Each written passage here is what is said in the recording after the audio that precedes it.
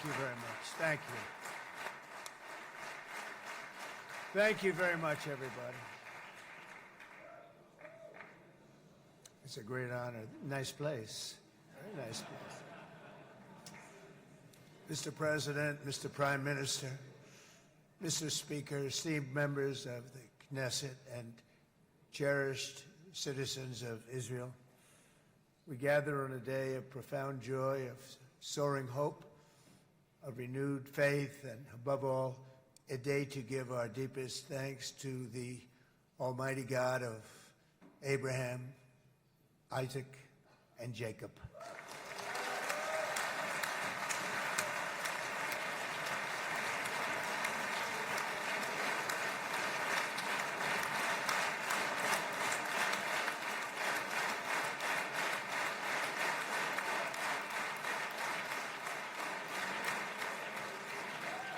After 2 harrowing years in darkness and captivity, 20 courageous hostages are returning to the glorious embrace of their families, and it is glorious.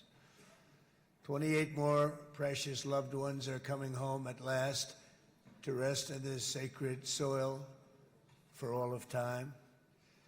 And after so many years of unceasing war and endless danger, today the skies are calm, the guns are silent, the sirens are still, and the sun rises on a holy land that is finally at peace, a land and a region that will live, God willing, in peace for all eternity.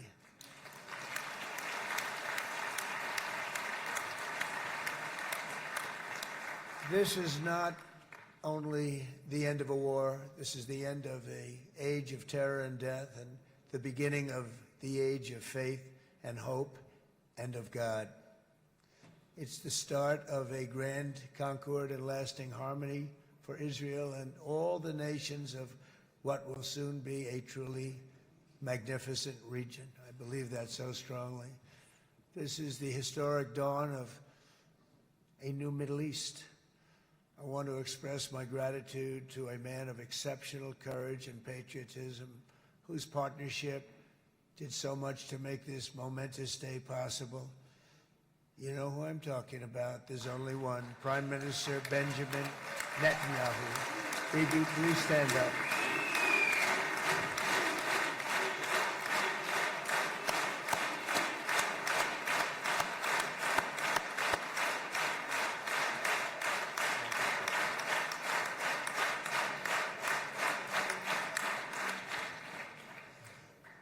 And he is not easy, I want to tell you. He's not the easiest guy to deal with, but that's what makes him great. That's what makes him great.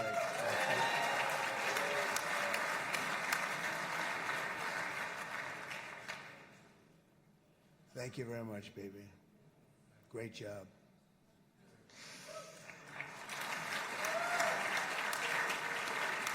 And let me also convey my tremendous appreciation for all of the nations of the Arab and Muslim world that came together to press Hamas to set the hostages free and to send them home. We had a lot of help. We had a lot of help from a lot of people that you wouldn't suspect, and I want to thank them very much for that. It's an incredible triumph for Israel and the world to have all of these nations working together as partners in peace. And it's pretty unusual for you to see that, but it happened in this case. This was a very unusual point in time, a brilliant point in time. Generations from now, this will be remembered as the moment that everything began to change, and change very much for the better. Like the USA right now, it will be the golden age of Israel and the golden age of the Middle East. It's going to work together. I'd like to thank several great American patriots for their invaluable help in getting something done that almost everyone thought was absolutely impossible. We were wasting our time. So many people said, you're just wasting your time. But we weren't, because we had talented people working with us, and we had people that loved your country, and frankly, people that loved the region. They loved the Middle East. I want to thank my friend Steve Witkoff.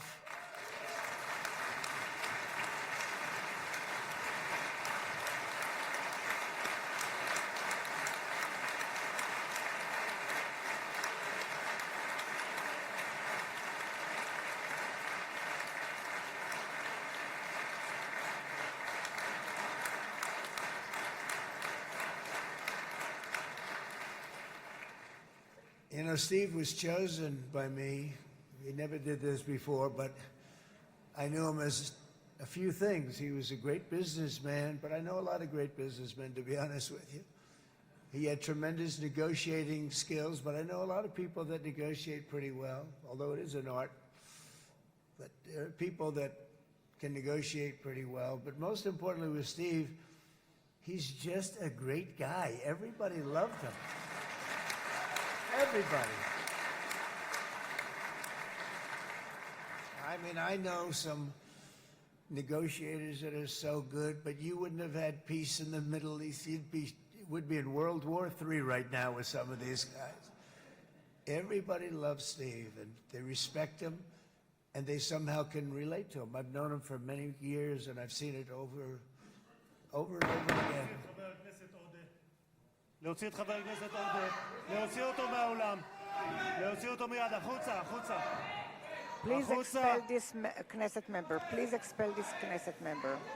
להוציא גם את חבר הכנסת כסיף. להוציא את חבר הכנסת כסיף מהאולם.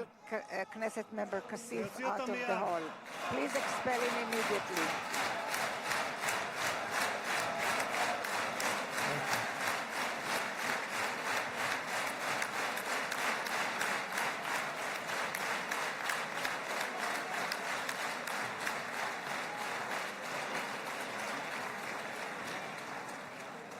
Sorry for that, Mr. President.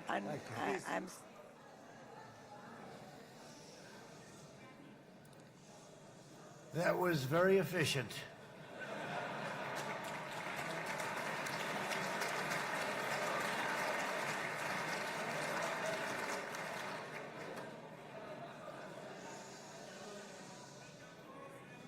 So back to Steve. He's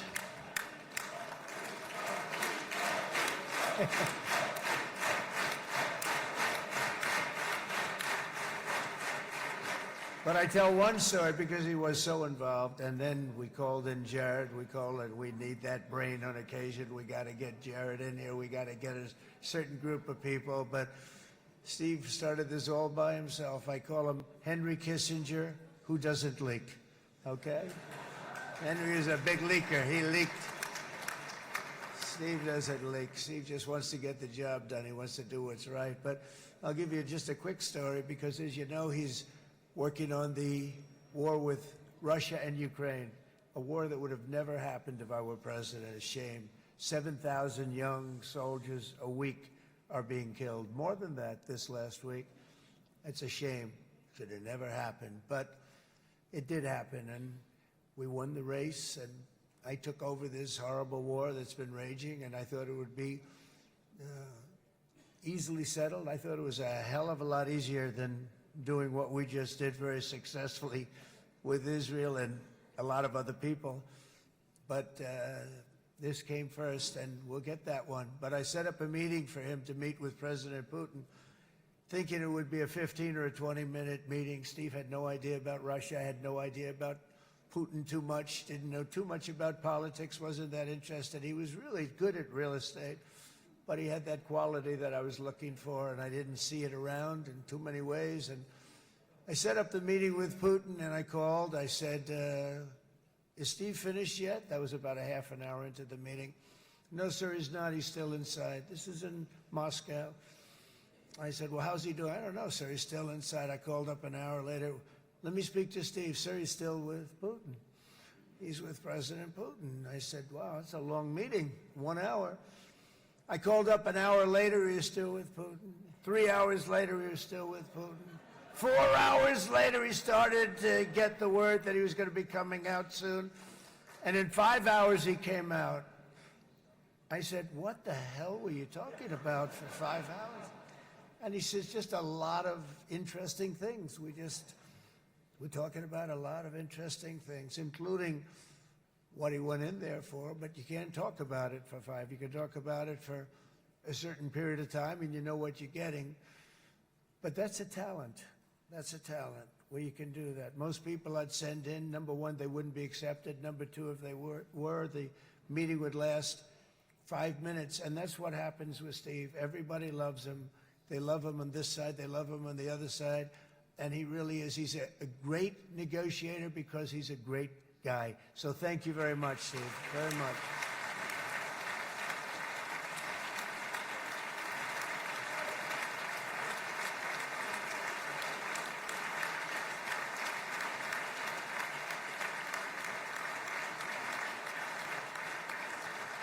And let me also give a very special thanks to someone who truly loves Israel.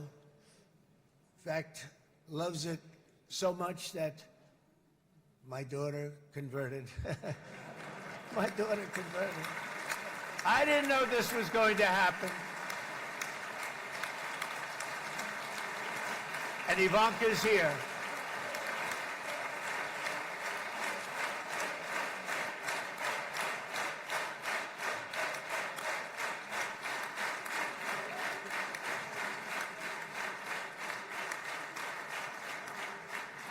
And Bibi, you do know this was not in the cards for me. You understand that. And she is so happy, and they are so happy. At least I think they're happy. If they're not, we have a big story, right? No, they have a great marriage, and they get along great. They're best friends. They have a very special relationship. But Jared has been so helpful. He really did something very special. He established the Abraham Accords with a group of very wonderful people. I like calling it the Avraham Accords because people that, right? Avraham. It's so cool. It's so much sort of nicer, you know, the Abraham versus the Avraham.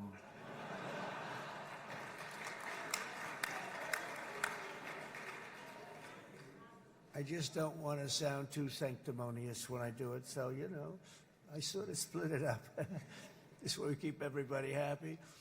But we have some very great talent, and they have no excuses for anything that's taken place because we had some unbelievably good people working on this. And then you're going to add a man named Marco Rubio, who is also here. That's right.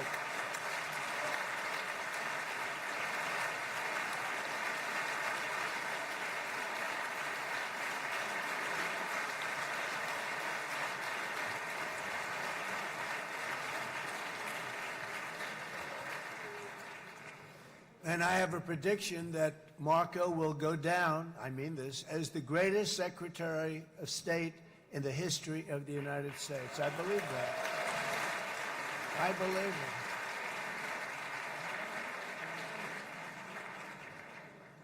it. And he and I, you know, we really fought it out. You remember, he was tough. He was nasty. Who the hell thought this was going to happen, Marco, right? And now I'm saying he's going to go down as the greatest. He will. He was always smart and sharp, and people respect him. And then we have somebody who's young, but an unbelievable leader. I saw it a long time ago, and he's turned out to be even better than we thought. Right, Susie? I think even better. And that's Pete Hegseth, who is our Secretary of War, formerly Secretary of Defense.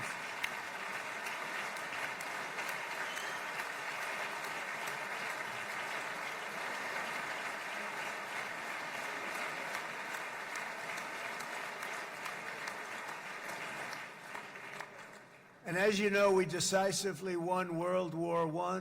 We decisively won World War II decisively. And everything in between and everything before it, we won everything. And then they had the brilliant idea of changing the name from war, you know, it was war, to defense. And with that went a certain thinking. And we fought in a very politically correct way after that. We always had the strongest military, and now we have a stronger military than we've ever had before. Because of my first term, I've totally rebuilt the military, every aspect of it. But we have, if you think, we settled 8 wars in 8 months. I'm now including this one, by the way, if that's okay. They may say, well, that was quick. Because yesterday I was saying 7, but now I can say 8. The hostages are back. The hostages are back.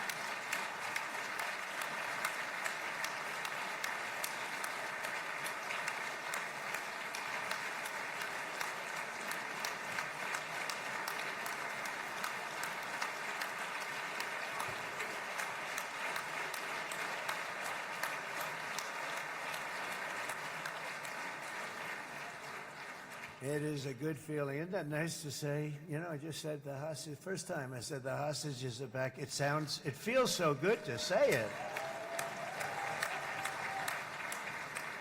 But when you settle 8 wars in 8 months, that means you don't like war. Everyone thought I was going to be brutal. In fact, I remember Hillary Clinton during a debate, she said, look at him, he's going to go to war with everybody. And actually, she said, he's got a personality that's all about war. No, and my personality actually is all about stopping wars, and it seems to work. It seems to work. But it also means this name change and our attitude that we're not going to go into a war, but if we do, we're going to win that war like nobody has ever won a war before. We will not be politically correct, but we're not going to be there. And I think, you know, as you mentioned, Bibi, before, peace through strength, and that's what it's all about. The United States has the greatest and most powerful military in the, right now, history of the world. I can tell you we have weapons that nobody's ever dreamt of. I only hope we never have to use them. I rebuilt the military. I was proud to do it, but some of the things I hated to do. I hated certain of the weapons because the level of power is so enormous. It's so dangerous, so bad. But we have to do what we have to do. We make the best weapons in the world, and we've got a lot of them. And we've given a lot to Israel, frankly. And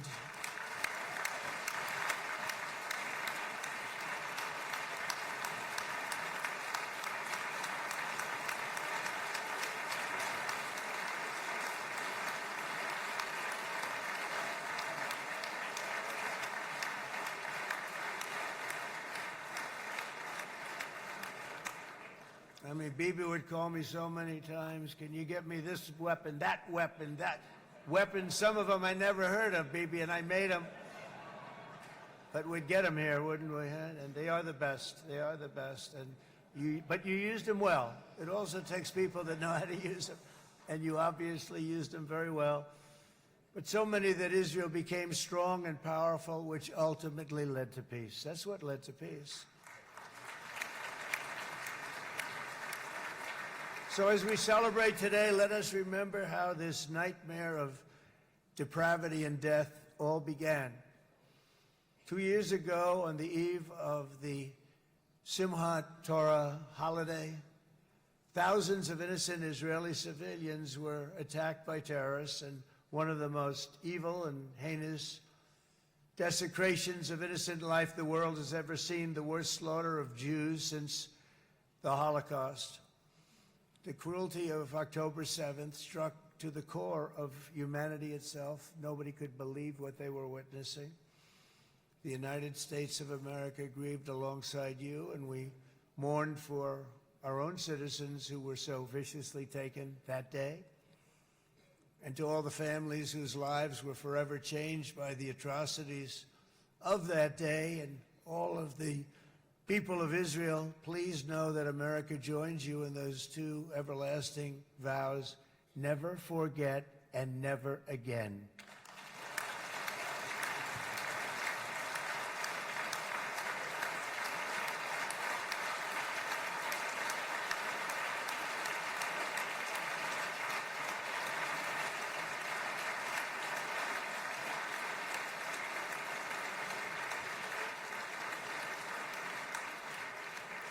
From October 7th until this week, Israel has been a nation at war, enduring burdens that only a proud and faithful people could withstand. It was a very tough period of time. For so many families across this land, it has been years since you've known a single day of true peace. But now at last, not only for Israelis, but also for Palestinians and for many others. The long and painful nightmare is finally over. And as the dust settles, the smoke fades, the debris is removed, and the ashes cleaned from the air, the day that breaks on a region transformed, and a beautiful and much brighter future appears suddenly within your reach. This is now a very exciting time for Israel and for the entire Middle East, because all across the Middle East, the forces of chaos, terror, and ruin that have plagued the region for decades now stand weakened, isolated, and totally defeated. A new coalition of proud and responsible nations is emerging, and because of us, the enemies of all civilization are in retreat. Thanks to the bravery and incredible skill of the Israeli Defense Forces and Operation Rising Lion,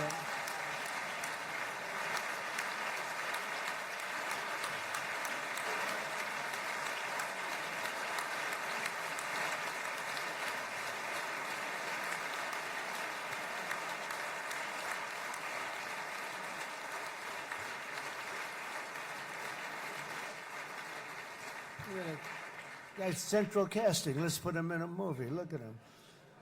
Great job. And my people loved working with you. Loved it. They worked so well together. But many of Iran's top terrorists, including nuclear scientists and commanders, have been extinguished from this earth.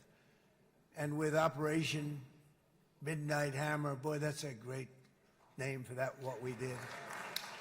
Last June, the United States military flew 7 of those beautiful B-2 bombers. They look so beautiful all of a sudden. They were always, I thought they were pretty planes. I had no idea they could do what they did. In fact, we just ordered 28 more of them. A little updated version. We ordered a whole pile of them. And almost 100 other planes went with them, including fighter jets. And we had 52 tankers, big, beautiful, brand new tankers that were loading them up 4 or 5 times. They've traveled 37 hours back and forth. Think of that. But we had tankers all over the sky for all the other planes. We had the F-22s, the F-35s, F-16s. We had a hell of a lot of planes.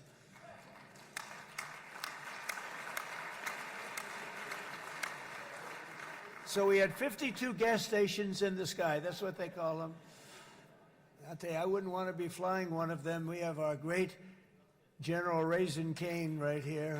General, stand up. This guy, what a general. Thank you.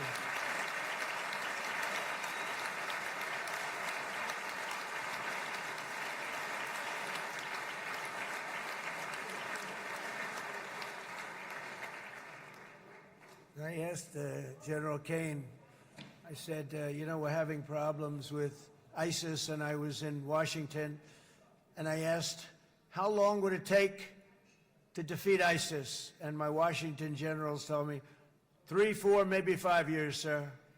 I said, I don't get it. We got the best equipment in the world. Why? So I flew to Iraq, and I met with a man named Cain. He said, what's your first name? He said, they call me Raisin, sir. I said, wait a minute, your name is Raisin Cain? I've been looking for you for a long time. You gotta be kidding. So they told me 3, 4, 5 years to defeat ISIS. And I sit down with him and I say, why is it? I flew there in the dark of night. I landed, I'll never forget it. It's quite a trip. I'm glad I made it because I met him. I said, could I ask you, General? I come down. He's standing with another general and a sergeant. Everybody was like central casting. They could go into a movie right now. Between him and you guys over here, we could get rich making movies, okay? And they got along so great. That's the beautiful thing, that your military and our military, Bibi, got along so great. But I was told by the television generals in Washington, we have the best equipment in the world. Why is it taking so long? And they said, 4 years. I said, so let me ask you, Raisin, how long would it take you to defeat ISIS? Sir, we can do it in 3 weeks, but you'll probably have some time left over. I said, you gotta be kidding. What the hell are you talking about? They said 4 years. I said, well, sir, look, it's not my place to say, but you're asking me the question. What you have to do is you hit him from the west, you hit him from the north, you hit him from the south, you hit him above, you hit him below. I said, so why didn't they do it? And he didn't want to speak badly of his superiors, which is hard to believe they were his superiors. Should have been the other way around a long time ago, because he's the one that did Operation Hammer. It was flawless. It was flawless. It was absolutely flawless. And I said, so you really think you can do it in 4 weeks? Yes, sir, 100%. You have to do it differently than they were doing it. They were using one base, and it was hundreds of miles away. And he says, we have all these portable bases all over the Middle East. And they didn't want to use them because they didn't want to offend the country where the portable, they wouldn't have even known what the hell the planes were going up, right? They wouldn't have known, but he said, no, they didn't want to defend anybody, offend anybody, and but we can do it in 4 weeks. I said, you sure about that? I'm going to call you back. I'll call you back on Monday. I'm going back to Washington. But you think 4 weeks? Yes, sir, I think we can do it in 4 weeks. We'll have time left over. So I call him on Monday. I say, you think you can do it? 4 weeks. I said, go ahead and do it. He did it. I'll tell you, he did it in 4 weeks, less than 4 weeks. So, General, stand up, please. Again, this is a real general. This is not a television general. He doesn't want to go on television.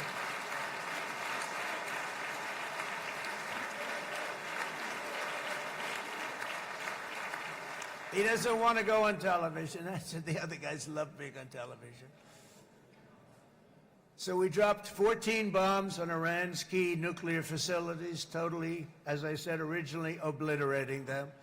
And that's been confirmed, and everybody understands it. Together we stopped the #1 state sponsor of terror from obtaining the world's most dangerous weapons.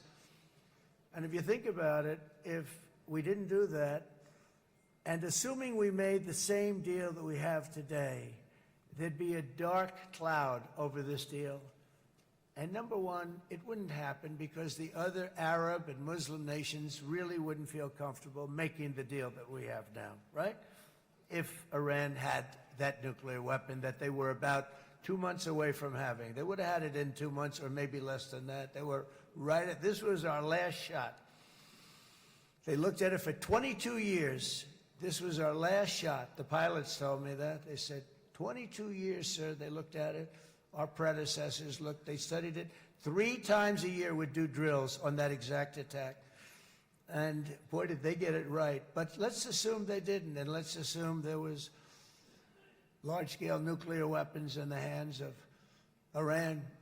We couldn't be here today. Even if we signed the deal, which we couldn't do because a lot of people would not want to have anything to do with it, we took a big cloud off of the Middle East and off of Israel.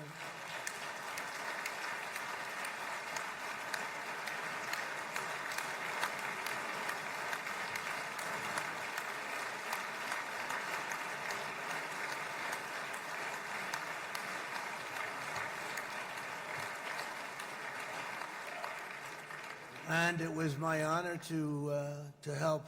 But it isn't it true, though, that can you imagine the same, let's assume, Bibi, the same documents, we had everything the same, but you had somebody out there that was, in the opinion of everybody, all-powerful in the Middle East.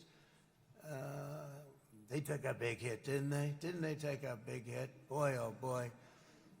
They got it from one side, from the other. And you know it would be great if we could make a peace deal with them, and I think that's big. Would you be happy with that? Wouldn't it be nice, I think? Because I think they want to. I think they're tired. Somebody said, sir, they're starting their nuclear program again. I said, let me tell you something. They're not starting anything. They want to survive. The last thing they want to do is start digging holes again in mountains that just got blown up and start. They're not doing this. They want to survive, okay? But I think we have a chance. Steve, you, and I think Jared, come on, I'll call you back for another one.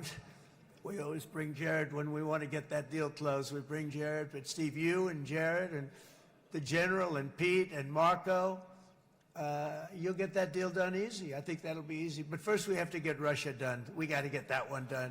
If you don't mind, Steve, let's focus on Russia first, all right?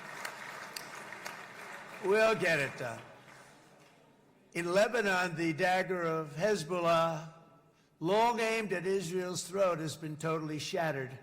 My administration is actively supporting the new president of Lebanon in his mission to permanently disarm Hezbollah's terror brigades. He's doing very well. And build a thriving state at peace with its neighbors. And you're very much in favor of that, I know. And good things are happening there, really good things. And with this week's ceasefire, we've achieved the most challenging breakthrough of them all. The most challenging breakthrough maybe ever. I mean, I've never seen anything like it. I've been involved in a lot of success. I have never seen anything like what's going on today all over the world. People are dancing in the streets, not just in Israel. They're dancing in the streets of countries that would have never danced in the street about what's happening today. They're dancing in those streets. So this long and difficult war has now ended. You know, some people say 3,000 years, some people say 500 years, whatever it is. It's the granddaddy of them all. And in an unprecedented achievement, virtually the entire region has endorsed the plan that Gaza will be immediately demilitarized, that Hamas will be disarmed, and Israel's security will no longer be threatened in any way, shape, or form.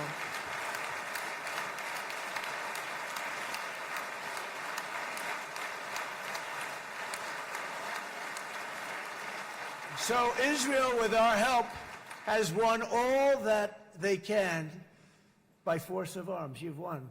I mean, you've won. Now it's time to translate these victories against terrorists on the battlefield into the ultimate prize of peace and prosperity for the entire Middle East. It's about time you were able to enjoy the fruits of your labor. Mr. Opposition Leader. I said he's a very nice opposition leader. I think, no, he's a nice man. Bibi, he's a nice man. Good. He knows what he's doing, right? No, a very nice guy. Well, see, now you can be a little bit nicer, Bibi, because you're not at war anymore, Bibi.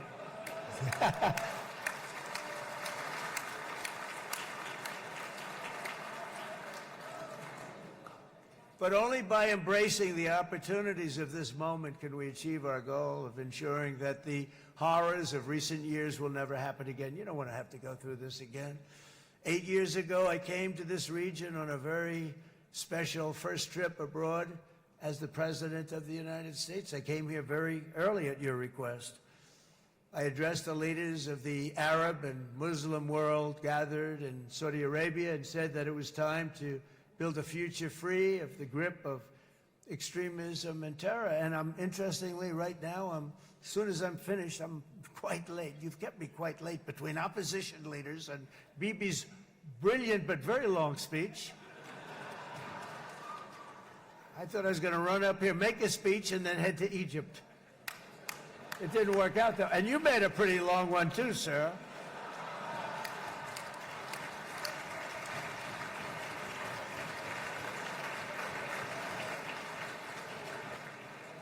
But I liked what you all said. It could be worse. Supposing on top of it, I didn't like what you said. That would be no good, Ron, would it? Ron, you did a great job, by the way, Ron.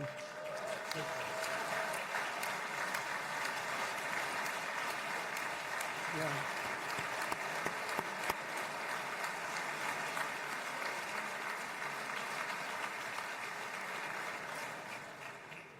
So I'm going to be meeting, actually, in a little while, I'm going to be meeting with the most powerful, the richest nations, really, in the world, although now, with the tariffs, the United States is by far the richest nation in the world, as you probably have been reading. But the richest nations, most powerful nations tremendous, headed by some tremendous people in many cases. Some cases I wouldn't say necessarily I would endorse, but I will tell you some incredible people that really helped us make this all possible. So I'll be going there. I'll be quite late. They might not be there by the time I get there, but we're going to give it a shot. But the journey we started back then led to the crushing defeat of the ISIS caliphate, to the monumental Abraham Accords, and ultimately to the historic ceasefire this week, in which many of those same nations really played a very pivotal role, I have to tell you. Steve will tell you that. Jared will tell you that. Together we've shown that peace is not just a hope that we can dream about. It's a reality we can build upon day by day, person by person, and nation by nation. And because of that, the Middle East is finally ready to embrace its extraordinary potential. You have extraordinary potential in this region. It should now be clear to everyone throughout the region that decades of fomenting terrorism and extremism, jihadism and anti-Semitism have not worked. They haven't worked. They've been a disaster. They've just killed. They've killed. They've backfired completely and totally. They've just totally backfired. Everything that you thought, take it, worst case, it's turned out to be worse than that. They have not worked. From Gaza to Iran, those bitter hatreds have delivered nothing but misery, suffering, failure, and death. They've served not to weaken Israel, but to annihilate the very forces that did the most to foment this hatred. And it's really, I mean, everybody that's tried it has become irrelevant. Meanwhile, we've seen those nations that set aside their differences, reached across ancient divides, and pursued engagement are now among the most successful in the region. They're getting along with Israel, and they're doing great. And I can tell you the 4 nations that joined the Abraham Accords early on, and you'd all be doing me a favor, and I'm going to be saying this in a little while to some other friends, would love you all to, is this right, Jared? Join up in the Abraham Accords. We have to join up and get together. You can have that whole thing filled out. We had a very weak administration, worst president in the history of our country by far.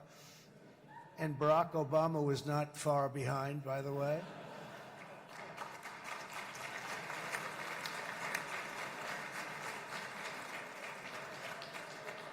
And they did nothing with this incredible document, the Abraham Accords, but now you can fill them up. Now you have peace, you have people that really like Israel, I'll tell you what, and they like Israel a lot more today than they did even 5 weeks ago. You've made a lot of, you've come back strong, because it was getting to be a little nasty out there in the world, and ultimately the world wins. You can't beat the world always. I would say to Bibi, it's now time, and he understood it better than anybody, because ultimately, you know, the world's a very big place. And I've said a lot. I said, this piece of land is very small. It's unbelievable what you've done with that tiny, you look at a map even of just, not the world, the Middle East, and you have this little dot. And think of what you've done. It's incredible. It's incredible.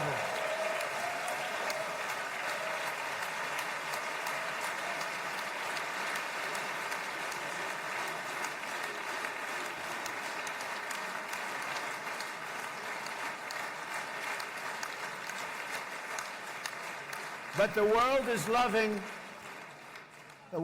loving Israel again. And I said to Bibi, you know, the world is big and it's strong. And Ron, ultimately, the world wins. And we don't have to worry about that now. But there was getting to be a period of time over the last few months, you know, the world wanted peace and Israel wanted peace. Everybody did. Everybody did. And what a victory it's been, right? What a victory it's been. If you would have gone on for 3, 4 more years, keep fighting, it was getting bad. It was getting heated. The timing of this is brilliant. And I said, Bibi, you're going to be remembered for this far more than if you kept this thing going, kill. it would be it would not be the same. And I just want to congratulate you for having the courage to say, that's it, we've won, and now let's enjoy our lives and let's rebuild Israel and make it stronger and bigger and better than it's ever been before. You're going to do that. Took a lot of guts. And the choice for Palestinians could not be more clear. This is their chance to turn forever from the path of terror and violence. It's been extreme, to exile the wicked forces of hate that are in their midst. And I think that's going to happen. I've met some people over the last couple of months that want to see it happen very much. And after tremendous pain and death and hardship, now is the time to concentrate on building their people up instead of trying to tear Israel down. We don't want that to happen again. And the total focus of Gazans must be on restoring the fundamentals of stability, safety, dignity, and economic development so they can finally have the better life that their children really do deserve after all these decades of horror. I intend to be a partner in this effort in the sense that we're going to help and we're going to do something that became unbelievably popular. Everybody wants to be on it. It's called the Board of Peace, okay? How about that? Is that a beautiful name? Like a board of peace.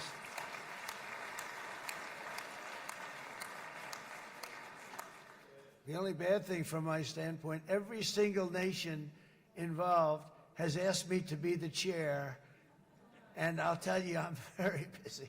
I didn't count on that, but you know what? If we do it, we'll do it right. And we have unbelievable power and wealth, because you're going to need wealth. You're going to need wealth to rebuild things, and they have wealth like few people have wealth. I want to thank the Arab and Muslim nations for their commitment that they've made to support a safe rebuilding of Gaza and beyond. I have many Arab countries, very wealthy countries, that came up and said, we'll put up tremendous amounts of money to get rebuild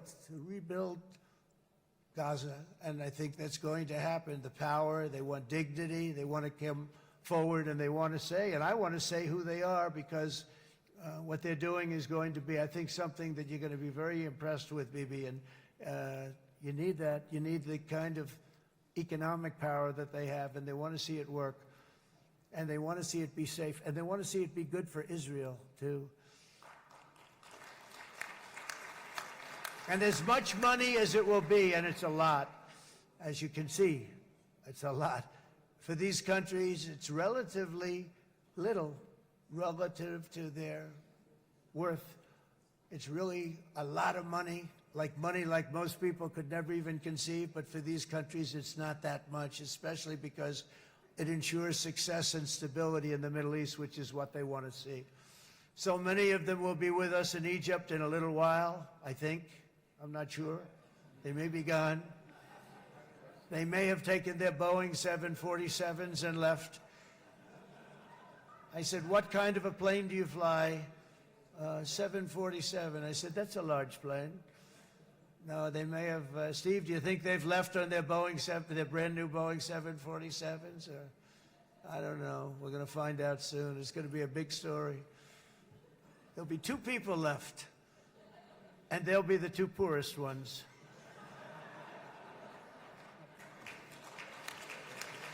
But it will be the wealthiest and most powerful group of nations. So the group that we have assembled, that's waiting for us, is the wealthiest and most powerful group ever assembled at one time. There has never been a group like this. And they're only looking for good. They want good. They're going to do good. And as those commitments are made, I'm going to let the world know who's doing it, because they really deserve to get the credit, and some of them probably won't want the credit, but they deserve it. It's more obvious than ever that the productive and responsible nations of this region should not be enemies or adversaries. You should be partners and eventually even friends, and that's what's going to happen. I know it. Together you can stand against the forces of chaos. Yeah, you go ahead. That's an important point.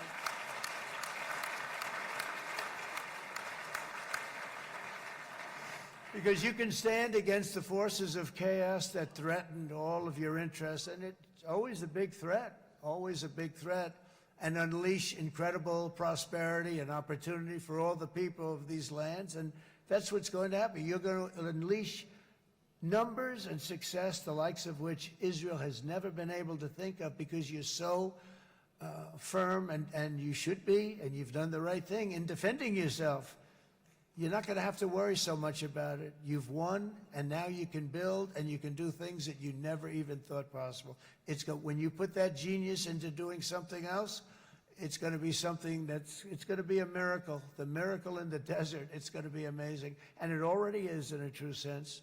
But it'll be wonderful when you can spend time thinking about other than war and defense and offense also. To that end, it's my firm hope and dream, frankly, that together the Abraham Accords will turn out to be everything that we thought they would. Those 4 countries were very, very brave in doing it. They did it at a very early point, and every single one of them benefits unbelievably financially. And if you noticed, even in this bad period that we just went through, they all remained a member of the Abraham Accords. They've done unbelievably well. And you know who you are, and I want to thank you. And they've stayed because of loyalty, but they've also stayed because it was really good business. They've made a lot of money being members, and you're going to all, I hope that every one of the countries that we're seeking, Jared, I hope they join quickly. No games, no nothing. Just join, get it. It's going to be a great peacemaker.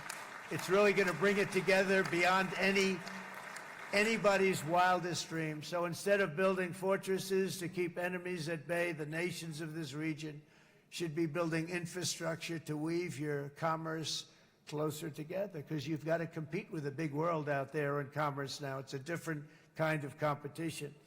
Instead of making weapons and missiles, the wealth of this region should flow to schools and medicine, industry, and, frankly, the new hot thing, artificial intelligence.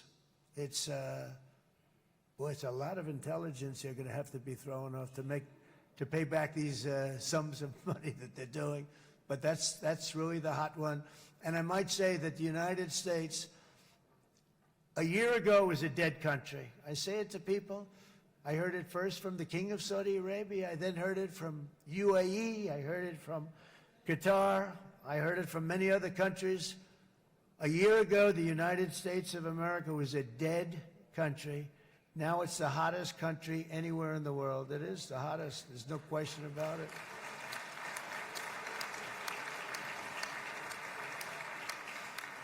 In fact, if you go back a year ago, before the election, although once we had November 5th, we became hot because people got it. I would say November 5th was a time that we became really hot. But once you go back a couple of years, if I were in charge and the country was doing what they were, nobody was going to ask me to speak. Nobody asked Joe Biden to come up and speak, I guarantee you that. And if they did, he would have turned them down, I promise you. He didn't speak. He didn't speak, and he didn't speak well. But all of the countries in the Middle East, it could have, what we're doing now, it could have happened a long time ago, but it was strangled and set back almost irretrievably by the administrations of Barack Obama and then Joe Biden. There was a hatred toward Israel. There was an absolute hatred. The setbacks really started when President Obama signed the Iran nuclear deal. This was a disaster for Israel, and it was a disaster for everyone. And I remember that Bibi Netanyahu came to the United States and worked so hard to try and get Obama not to do that deal.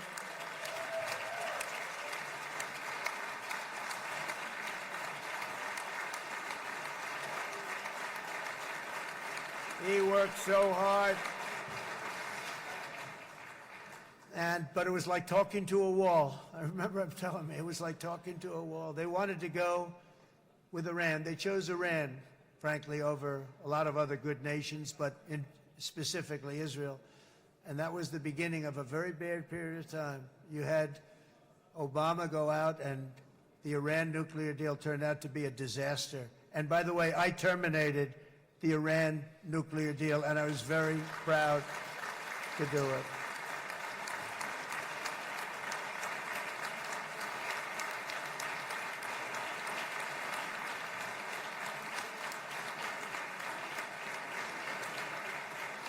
Yet even to Iran, whose regime has inflicted so much death on the Middle East, the hand of friendship and cooperation is open. I'm telling you, they want to make a deal. That's all I do in my life. I make deals. I'm good at it. I've always been good at it. And I know when they want. Even if they said, we don't want to make a deal, I can tell you they want to make a deal. All right, they do. They want to make a deal, and we're going to see if we can do something, because this is crazy what's happening, and we're not going to have this anymore. Neither the United States nor Israel bear the people of Iran any hostility. We merely want to live in peace. We don't want any looming threats over our heads, and we don't want to even think in terms of nuclear destruction. It's not going to happen, never will happen. There's nothing that would do more good for this part of the world than for Iran's leaders to renounce terror, stop threatening their neighbors, quit funding their militant proxies, and finally recognize Israel's right to existence. They have to do that. They have to do that. And to Iran, and as you know, this is not said out of weakness. There's no weakness. But I'm going to say this, that we are ready when you are, and it will be the best decision that Iran has ever made. And it's going to happen. It's going to happen. And they're good people. I know a lot of Iranians in the United States. They're good people, smart, hardworking people. They don't want to see what's happened to their country. The story of fierce Israeli resolve and triumph since October 7th should be proof to the entire world that those who seek to destroy this nation are doomed to bitter failure. The state of Israel is strong, and it will live and thrive forever.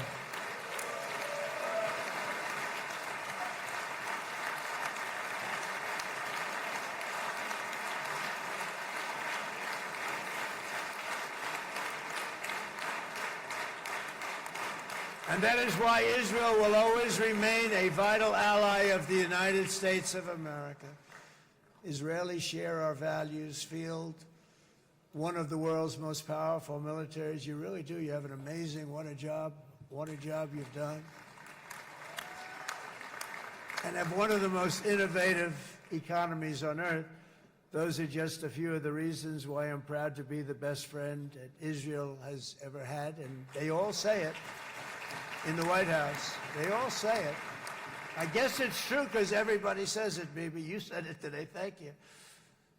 But as president, I terminated the disastrous Iran nuclear deal, and ultimately I terminated Iran's nuclear program with things called B-2 bombers. It was swift, and it was accurate, and it was a military beauty. I authorized the spending of billions of dollars, which went to Israel's defense, as you know.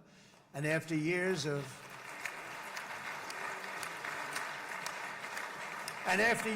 broken promises from many other American presidents, you know that, they kept promising. I never understood it until I got there. There was a lot of pressure put on these presidents. It was put on me too, but I didn't yield to the pressure.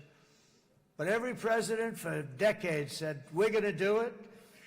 The difference is I kept my promise and officially recognized the capital of Israel and moved the American embassy to Jerusalem.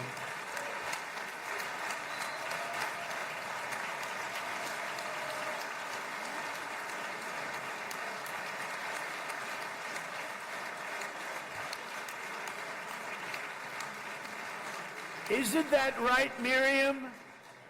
Look at Miriam. She's back there. Stand up, Miriam. Stand up.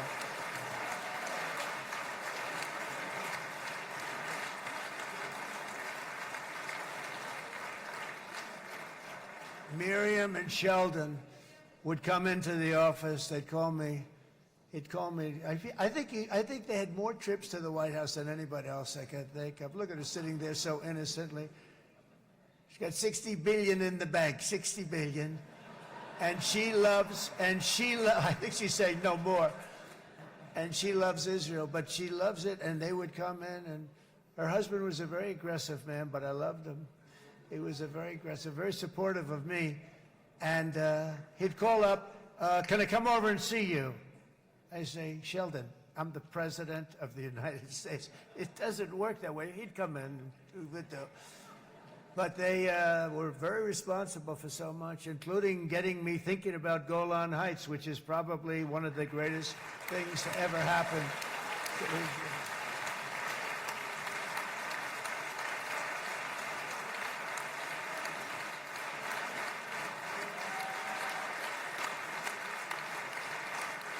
Miriam, stand up, please. She really is. I mean, she loves this country.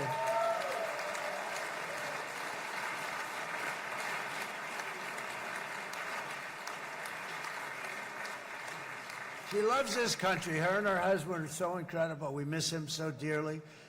But I actually asked her, I'm going to get her in trouble with this, but I actually asked her once, I said, so Miriam, I know you love Israel. What do you love more, the United States or Israel? She refused to answer. That might mean Israel, I must say. We love you. Thank you, darling, for being here. That's a great honor.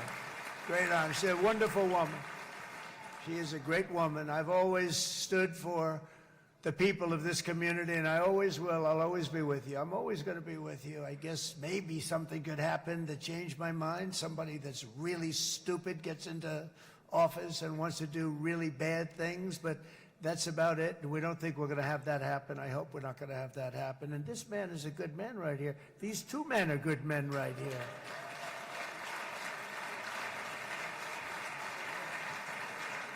Hey, I have an idea. Mr. President, why don't you give him a pardon? Give him a pardon. Come on.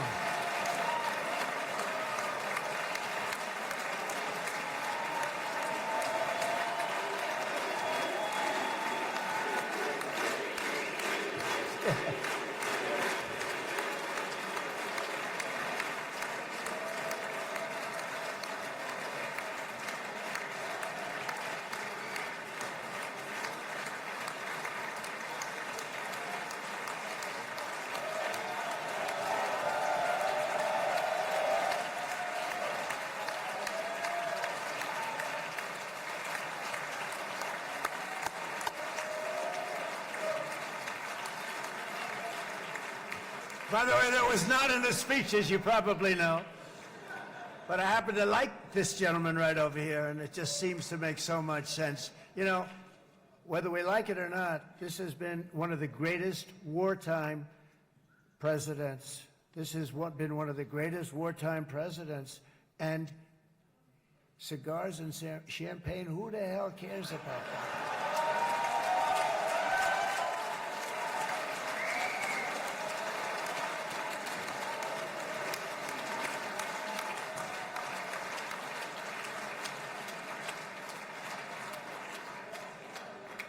All right, enough controversy for the day, right? Actually, I don't think it's very controversial. So, you know, I mean, I see so popular. You are a very popular man. You know why? Because you know how to win.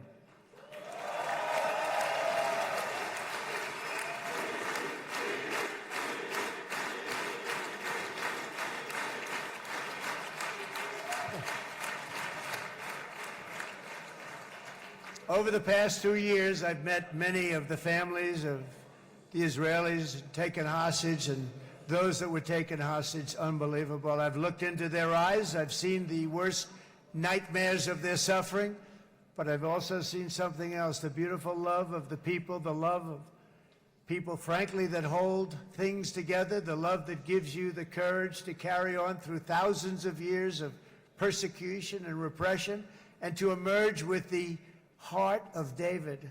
It's the heart of David. It's that love that's defeated the enemies of civilization, built this incredible country and this unbelievable economy, and forged one of the great democracies of the world.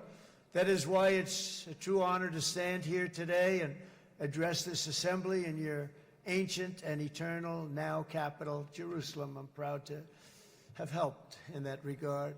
This city and this nation stand as living proof that a much brighter future for this entire region is truly within our grasp. For thousands of years, Jerusalem has been a home to Christians, Jews, Muslims, and people of all ethnicities and creeds. This is the holy center of the world's three great Abrahamic faiths. I like that too. Adorned, it's the first time I've seen that word in a while. Adorned with their sacred sites and alive with their pilgrims and visitors from every corner of the globe. But here between the Western Wall, the Temple Mount, and the hill called Calvary, people of every faith and background live, work, pray, serve, and raise their families side by side, and they do it with love. This example is just one of the modern miracles that Israel has given to the world. And just in closing, the leaders in this chamber know better than anyone else the challenges of this harmony, and it's been easily won. No, it hasn't. It has not been. It's been so tough, but it has been, some say, a miracle. What you've done is a miracle. Look at your size. Look at your chances when it all started. And you know, if you think about it, you are safer today, stronger today, and more respected today than at any time in the history of Israel. Think of it. People used to say it wouldn't exist. They don't say that anymore, do they? Yet if safety, security, and coexistence can thrive here in the winding alleys and ancient paths of Jerusalem, then surely peace and respect can flourish among the nations of the broader Middle East. The God who once dwelled among his people in this city still calls us, in the words of Scripture, the turn from evil and do good, to seek peace and pursue it. So he still whispers truth into the hills and knolls and valleys of his magnificent creation, and he still writes hope into the hearts of his children all over the world. And that is why even after 3,000 years of pain and conflict, the people of Israel have never given up from the threats of Zionism, from all sorts of threats. You want the promise of Zion. You want the promise of success and hope and love and God. And the people of America have never lost faith in the promise of a great and blessed future for all of us. From the very first day that modern Israel was founded, we have stood together through thick and thin of setbacks, and through victory and defeat, through glory and heartache. We have built industries together. We have made discoveries together. We have confronted evil together, and we have waged war together, and perhaps most beautifully of all, we have made peace together. And this week, against all odds, we have done the impossible and brought our hostages home.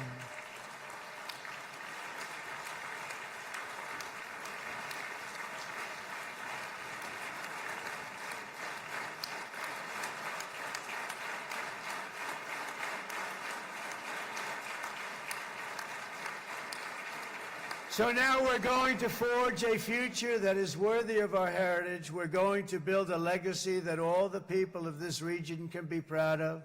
New bonds of friendship, cooperation, and commerce will join Tel Aviv to Dubai, Haifa to Beirut, Jerusalem to Damascus, and from Israel to Egypt, from Saudi Arabia to Qatar, from India to Pakistan, from Indonesia to Iraq, from Syria to Bahrain, Turkey to Jordan, the United Arab Emirates to Oman, and Armenia to Azerbaijan, another war that I just settled.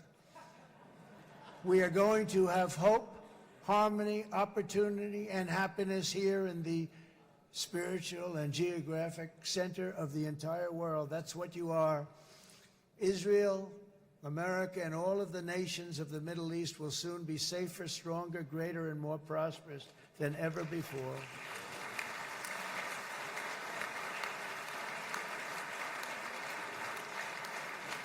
And I want to thank you all once again for this exceptional honor. This has been truly an honor. It's seldom that a president is invited to do this. And I love Israel. I'm with you all the way. You will be bigger, better, stronger, and more loving than ever before. Thank you very much. God bless you. God bless the United States of America, and God bless the Middle East. Thank you, everybody. Good luck. Thank you very much. Thank you.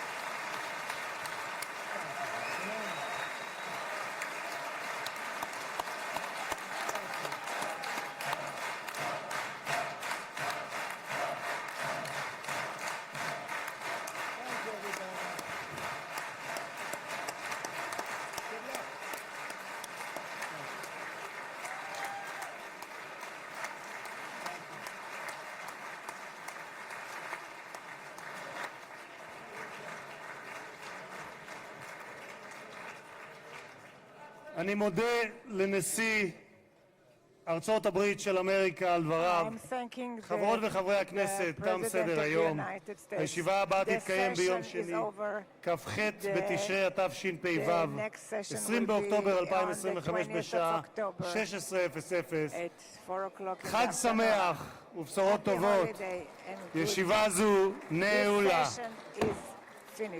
כבוד הנשיאים וכבוד יושב ראש הכנסת.